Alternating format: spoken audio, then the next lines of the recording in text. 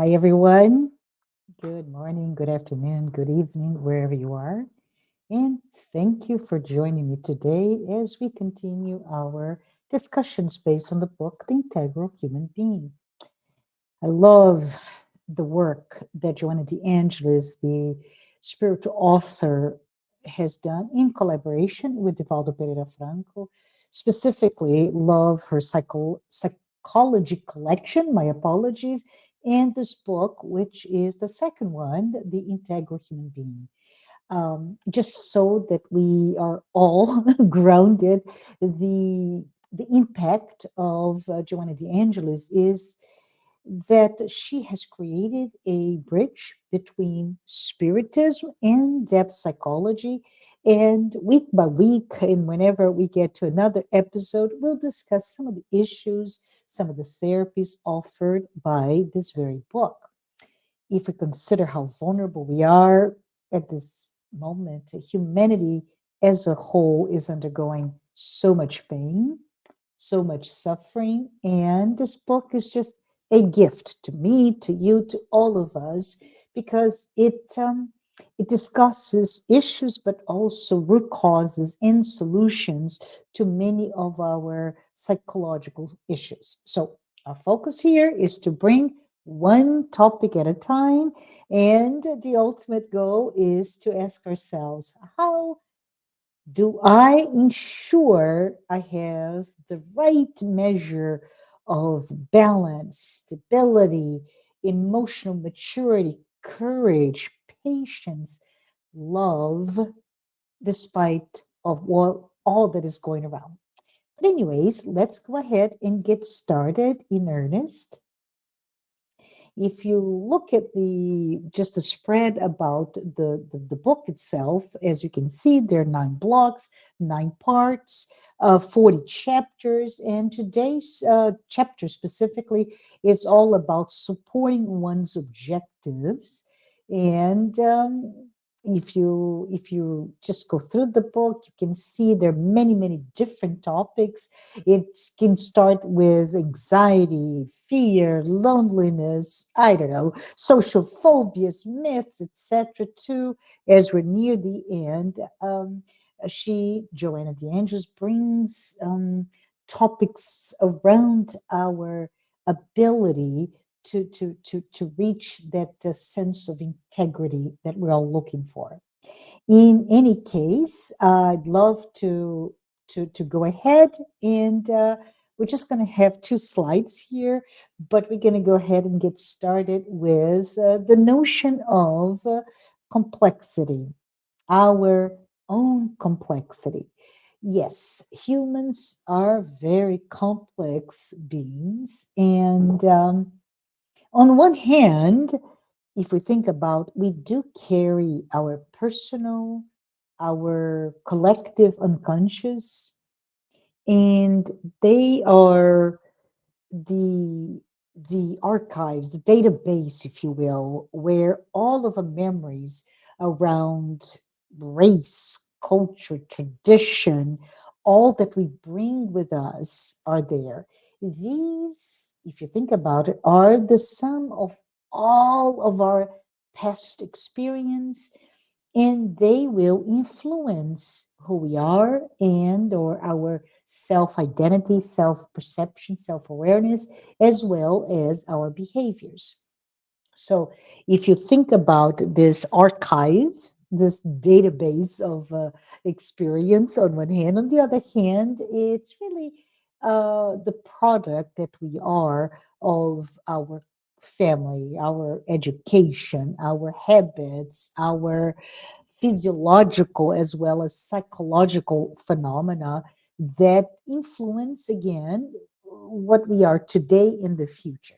So if you think about it, it is easy to see the correlation between, on one hand, our aspirations, on the other hand, our tendencies, and in the middle, the fears, the conflicts, the anxieties, our accomplishments, and all the values that we have inherited from our personal, collective, unconscious, and our educational upbringing.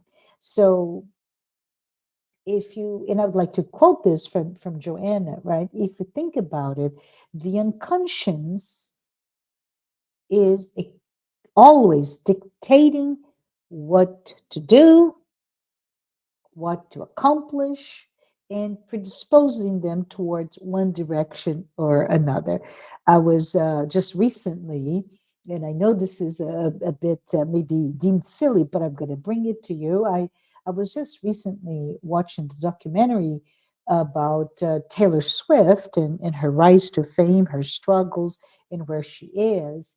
And at the beginning, she just talks about her upbringing in her, my words, her quote unquote addiction to um, to being applauded, to be accepted, and how that really put her in a position of suffering many times, of doing all that she could to achieve the level of fame and acceptance that ultimately led to a lot of suffering.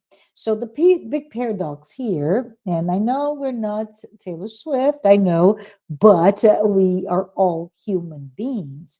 And the big paradox is that while we are led by a certain type of behavior, a certain type of goals, right? The values. Life brings us some essential mechanisms that compel us into a different direction from what we are, which is closer to us, our default, if you will. So we are compelled toward what?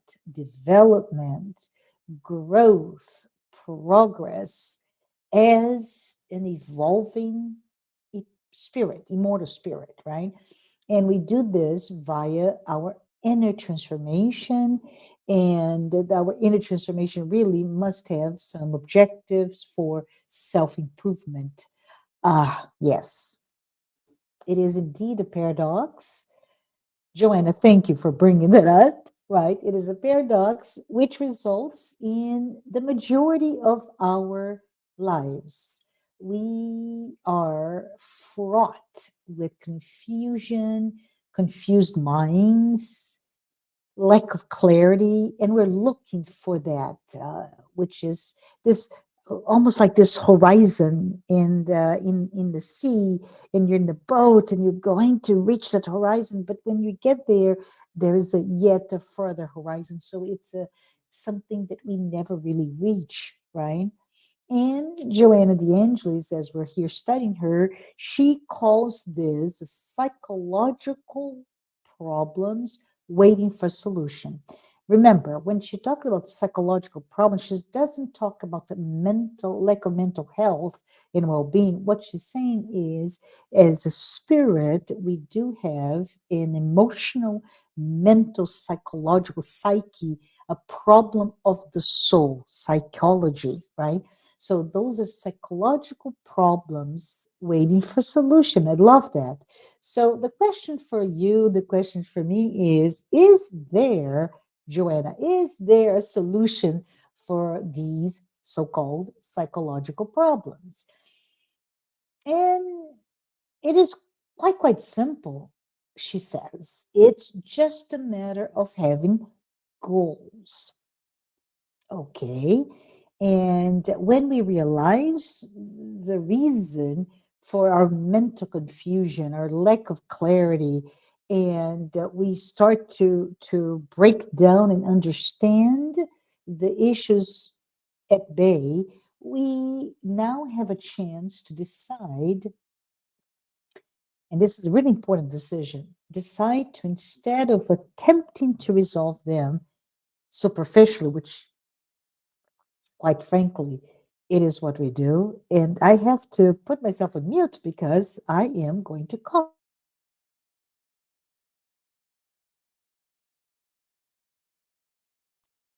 Back at you. Let me drink a little bit of my coffee. Sorry for that. Let me see if I can go back. We're talking about the most important aspect of this chapter, right? Which is how to solve our psychological problems. And according to Joanna, she says we just need to have goals.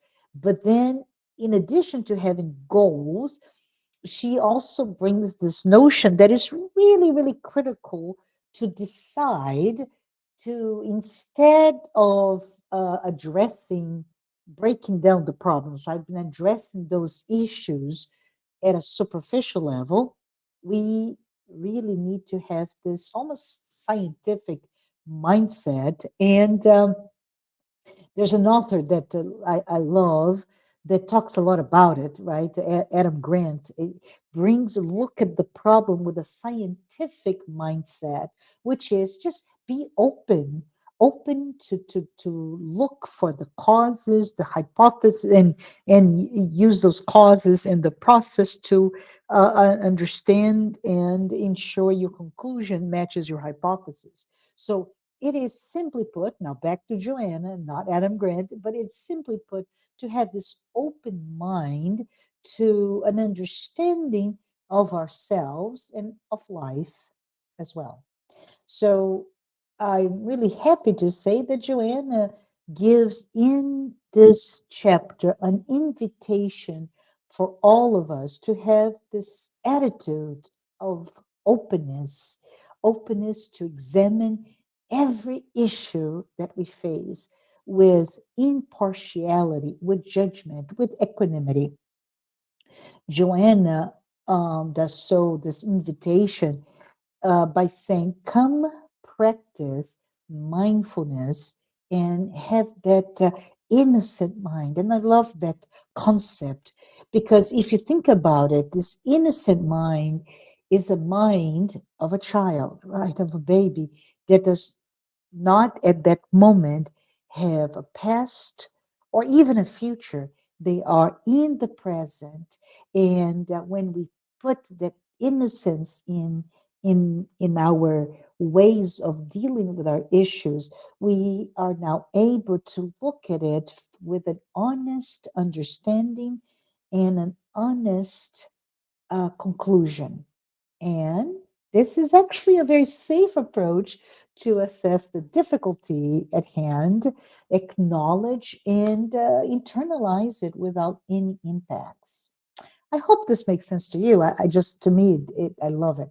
But we are complex, people. We're complex beings. And Joanna ends the chapter. Remember, this is a two-page chapter only, but she tells us that self-discovery at this stage is this basic requirement for all of us. And Joanna de Angelis states that self discovery, self knowledge is the greatest challenge for all of us as if you think our zeitgeist, our spirit of time, right? The contemporary individual that is facing different aspects, different issues than our parents, our grandparents, and before them, our ancestors. Right? Our set of problems that we have been diminished in the home front of things to do, and it's now pushing us to a deeper level of understanding, which is pushing us to confront the issues of being. And if we go back to what Joanna stated, right, as the greatest challenge for the contemporary individual, and we ask her, well, Joanna, why? Why is it so hard? And the answer, simply put, is that we cannot move on, we cannot grow, we cannot evolve, we cannot progress without first and foremost recognizing who you are, right? It is all about that foundational self awareness. So, who are you, Marcia? Who are you, right? Who are we?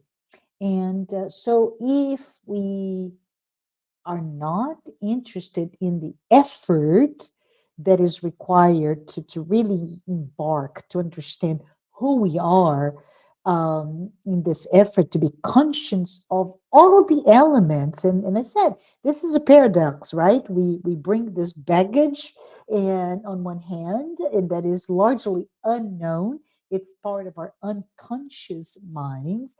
In addition to that baggage, we have a set of values that reflect our time, our family, our culture, and yet there's a third component of it, which is really who we are. So if we're not interested in the effort to be consciously aware of all those elements, many times contradictory, uh, and also how they reflect in our whole being. And what I mean by that is our mind, right? Our emotional body, our soul, our spirit. We get stuck. And I should say, you're stuck, air quotes here. Most of us are indeed stuck. Most of us are intelligent, emotionally intelligent, actually, in a world that we are always surrounded by new data points, new information, and we're seeking that, right, more and more. The point here, and Joanne is brilliant, if I say, right, the point here is that y- there's a difference between seeking information but not gaining real knowledge. And the real knowledge, for us to get there, we need to invest the effort, the energy to dilute, to diminish, to just take everything that is around us in pursuit of this one task. So, if I may quote Joanna, she says, self knowledge demands permanent energy, okay, and a persevering direction, both maintained by a moral and psychological rectitude, or uh, uh, integrity, and that straight line that integrity requires us, right? So let me go back to read what she quoted. Self knowledge demands permanent energy and a persevering directive, both maintained by a moral and psychological rectitude in order to discover the roots of the issues and thus eradicate them, right? As I said before, if we're not investing in discovering who we are, we get to the information, we get to all the data points, but there's really no change, no deeper level consequences. But if you're ready, and I'm ready, are we ready? Let's talk about what do we need beyond those very surface level data points, right? Well, she says the first step for this work of self knowledge is to start where we are. I love this. Just start where we are. Look at our own reality as it is, and then ourselves. Accept ourselves without any level of guilt. Just, this is who I am. And avoid, because we do that, right? We have a very strong, most of us have a strong ego, and the ego is like, I see that you want to put that aside because that's not who we want to portray ourselves as, and there's judgment, right? And if there's no judgment or guilt, then there's defensive attitudes, justifications about what we've done, our past. And Joanna says, just, you know, start where we are, look where we are, accept ourselves, avoid those defensive mechanism. Avoid also empty expectations about the future. Easy? Well, second step is not so easy or not so simple. She says, now that you're ready to embark in this journey of self discovery, she says we need to be open for changes, right? Open to no longer be our default set, right? To know what we always know. So be open to changes, be ready, be ready to fight and overcome our own issues, remove roadblocks that we put there, right? Our own roadblocks, so that when we move those, we're now able to get to some personal growth. Joanna de Angelis brings the subject in many of her books, and throughout her body of work, we find that she offers um, really a lot of levels of understanding and the process of freeing ourselves from our own, uh, my word, right, our own shackles, our own sense of being our worst enemy. And according to Joanna, if we just summarize her books on the subject, right? She says if we're really ready, we should be ready to engage in two two levels of psychological work, three levels of healing work, and we need to have three psychological elements so that we can break away those shackles and be free, truly free. So I would love to share those with you at this point. The levels of psychological work that she's talking about are two, right? Treatment and prevention. So treatment it is just really look for therapeutical resources, right? Buyers beware, though. There's an alert, and there's another trait of Joanna de Angelis I love is that she's always giving those the caution, right? The alert, the light of hey, there may be walking through an emergency here. She says whatever is the proposed treatment, right? That's the level one of psychological work. Whatever is the proposed treatment, do not focus on the symptoms. Instead, she says, look into uh, the treatment itself as the mechanism to lead to that freedom, that breaking the shackles. So, an example, it's really cool. Instead of saying I'm sick, we should say I am not a sick person, but I've been sick and I have made myself an agent now responsible for my health. Do you see? This is the therapeutical process. And look for, in light of having been sick, where are the mechanism for me to instead be healthy? I love that. So, but we're talking about levels of psychological work. In addition to treatment, she says there's prevention. And those prevention mechanisms really will help us in our own inner transformation. She just says the best prevention, again, easy for me actually, because I've been in this journey for quite a while, is to really recognize our spiritual dimension, right?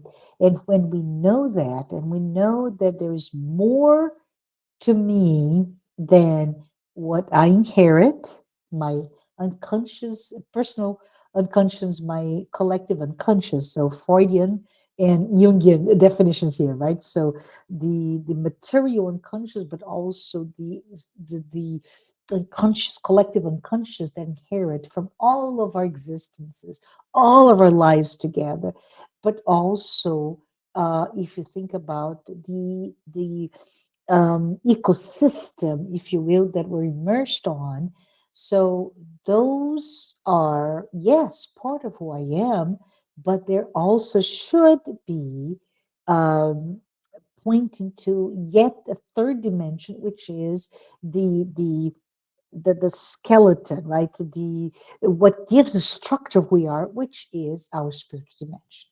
So we talk about levels of psychological work. Let's talk now about levels of healing work.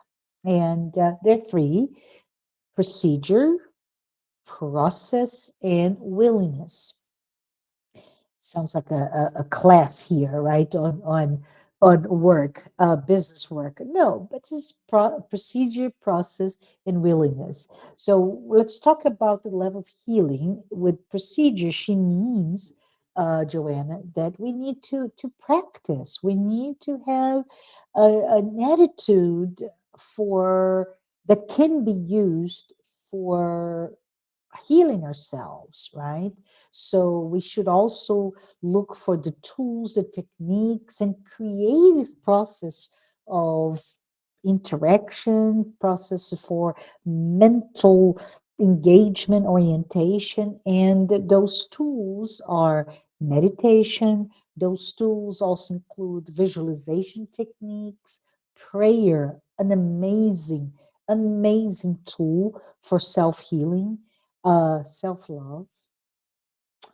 Relaxation is another one. Breathing exercise as well as physical exercise. Those are all what we can do to heal ourselves. Number one. Number two, the second level of healing work includes process, right? So some of the things that we can think about are uh, insight, right? The change of how we our mindset, change how we think about or our perspective into something, um, our awareness of how our life brings from us an emotional response. What are attitudes? What are the meanings behind of attitudes? What are actions, our behaviors?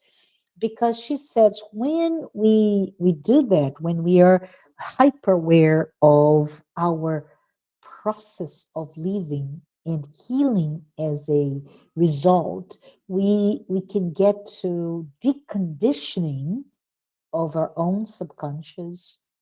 We get to remove old concepts of ourselves. We get to look at that data that we were collecting, right?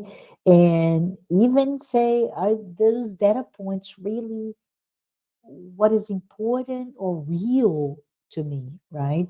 Am I a victim of myself? Am I a negative person?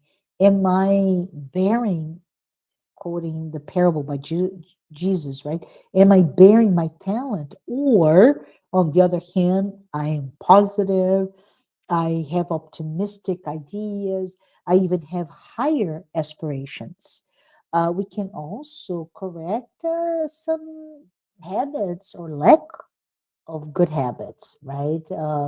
In my case, I feel that one of the biggest habit that we can have is the habit of reading, or the habit of have a disciplined approach to everything, so that we can take away the distractions that lead us every day. And most of us live in this distracted world. If we counter the distraction discipline, we're able to do better, right? Um, she also lists the conditions of seeing yourself as a victim, which is, to me, the one of the most important teachings of Spiritism is this notion that we have never been and will never be a victim. So stop thinking yourself as a victim, and have the courage, have the tranquility, the serenity, if you will, to view anything that happens to you, no matter how difficult those events are or painful. We need to just have the courage. I remember, and I hate that I don't have a reference in my mind here, but there's a TED talk about this astronaut that talks about how do you lead with fear, right? As an astronaut, and he said that he gives an example of leaving the space, the ship, right? And he's doing some work outside. So he's in open air, of course. He's there's a connector there, but he said, think about it, he has the suit so he can breathe. Something gets to his eyes. Yeah, he cannot scratch or blink, but he's there. He needs to be hyper focused on fixing something out in the open, in the universe. No gravity, no completely foreign environment. And he said, so he's really blinded in one eye. And then with zero gravity, some things are funny, and that eye led to something that went to the second eye. So he momentarily was unable to see from both eyes.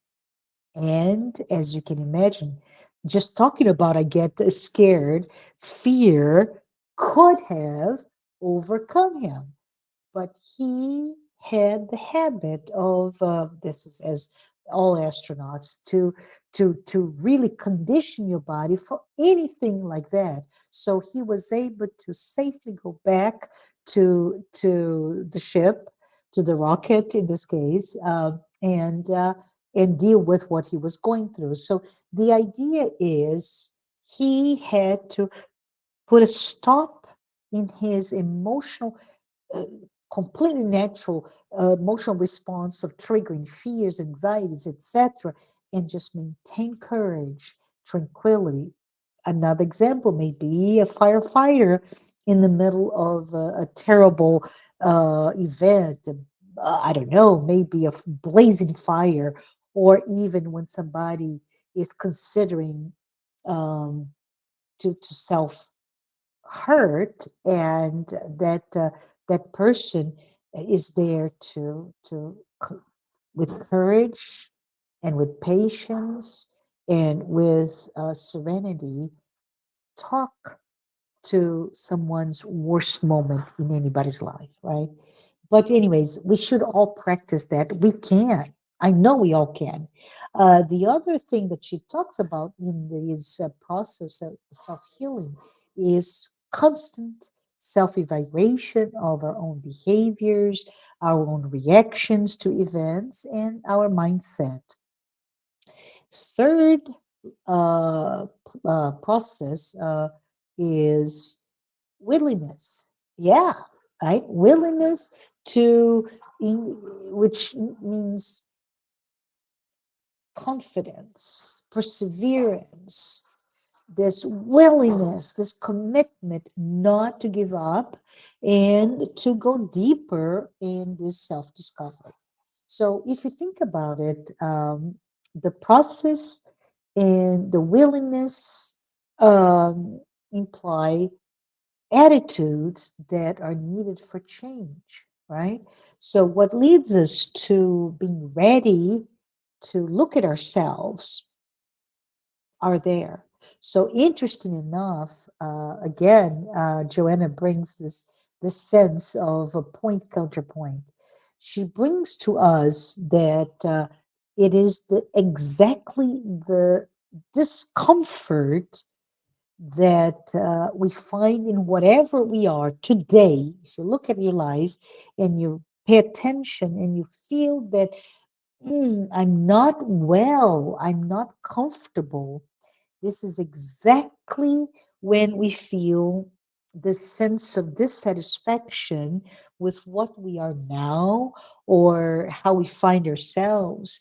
When we get to this point, we reach the now this ding ding ding ding, right, this sincere, this persistent desire to do something about it, to change how we feel. And when she says when we get to that point, then we're willing to accept ourselves. We are now willing to overcome the issues, the roadblocks, and eventually we are become able to grow emotionally. How about this? It is when we embark in this journey to change our attitudes, our behaviors, our mindset, that we get to the three additional elements that she talks about. The three elements are awareness, sensitivity, and transformation, right? So awareness is being aware that healing is possible. And it all starts with accepting who we are, accepting the reality of who we are, how we are, when we are, right? The second element is this notion of sensitivity. Why? Because healing is part of something greater than ourselves. It also includes experiencing the effects of the connectedness with divine power and spiritual dimension. Um, So when we look at it, and my throat is not doing so well today. I'm so sorry.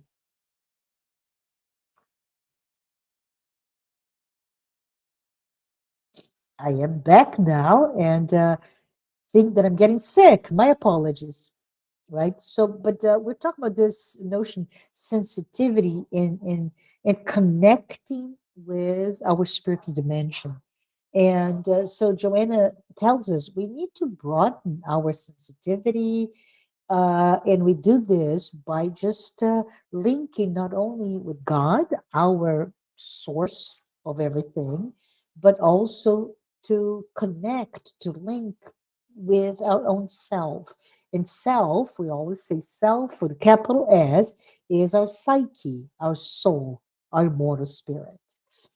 Third and final element is transformation, right? Is to the ability to recognize that a change to a basic cognition or cognitive affective behavior pattern is necessary, right?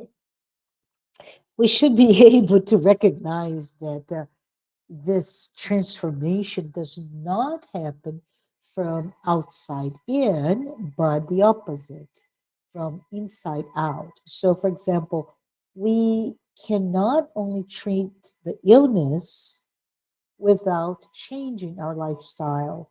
We cannot address the symptom, but we need to really heal all who we are as part of this existential process. And so, healing, the healing experience, an experience of totality where healing or cure has to take at multiple levels. So, if I give a summary before we close today, all of our issues, all of them, they are connected to the past, right? There is a connection. There is a their origination. The beginning is somewhere in our past, and they also are connected with the really inherent complexities of who we are and how our egoic constructs control who we are, right? So, because we are the product of who we are, our own past, we try to maintain our goals towards self knowledge, right? Mm, Real knowledge, real self identification, but we usually fail. It's the paradox. But why? Well, mostly because we lack perseverance and we lack interest in or a sense of that we are strong enough to overcome our own inner conflicts. We even complain, right? We complain that self knowledge requires too much energy and that it's really at a minimum very painful to some of us to undergo. So, Joanna states in this chapter that it may not be really necessary for us to go through so much work at this time.